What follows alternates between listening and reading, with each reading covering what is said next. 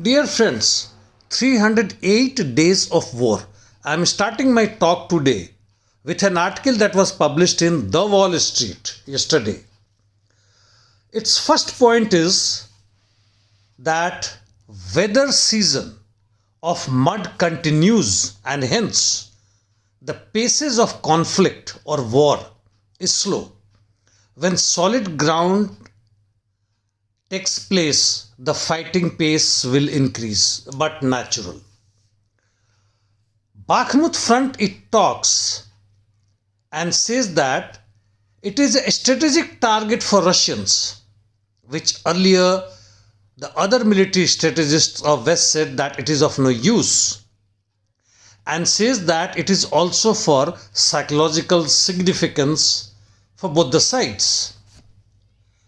As far as Ukrainian offensive is concerned, it is possible in two directions as per this analysis. One is in north, that is Swatovo-Kriminaya direction in Luhansk, and second is in south towards Melitopol and Berdyansk in Zaporizhia region, which will give it the Ukrainian forces an access to Sea of Azov and finally to Black Sea. The analysis further says that Russians will take defensive position where Ukrainians start offensive, while Russian forces are preparing a major offensive in beginning of next year on Kiev. It doesn't give much of the basis of this particular analysis and even doesn't talk about Belarusian front.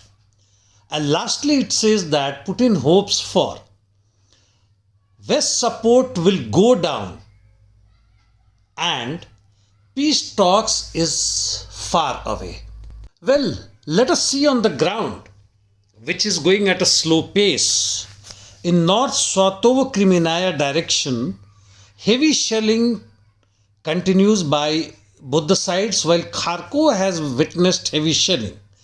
And in south, Zaporizhia region, some activities from Russian forces is discernible, though nothing much has started yet, and Kherson has seen, like Kharkov, heavy shelling by the Russian missiles. In east, some gains for the Russian forces.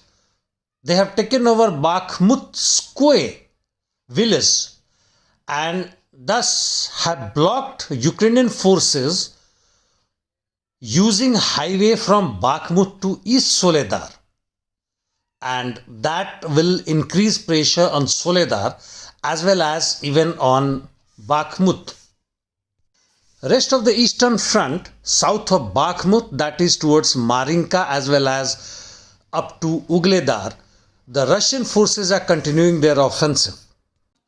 It has been some time that Russians shelled using missiles in rest of Ukraine, and one of the talks says that it is because they wanted to avoid during Christmas and New Year era. I am not sure about this, but in the meantime the West has invested in Ukrainian war since the start, which includes USA 51 billion and Europe $55 billion. And finally, Putin's decree bans export of its oil to those who go for oil price cap. Whereas Putin had another talks with Lukashenko, the Belarusian president, in CIS summit. What are they up to is anyone's guess, but if it is for merely cooperation and tactical, strategic, military cooperation, including single command and training, I doubt. In the meantime, Taiwan and South Korea have replaced Russia and Ukraine as far as supply of steel to European Union was concerned. What a change in the global market. So this is the present scenario in Ukraine and the globally, from where the situation can't be retrieved back to the previous ones. Thank you, friends.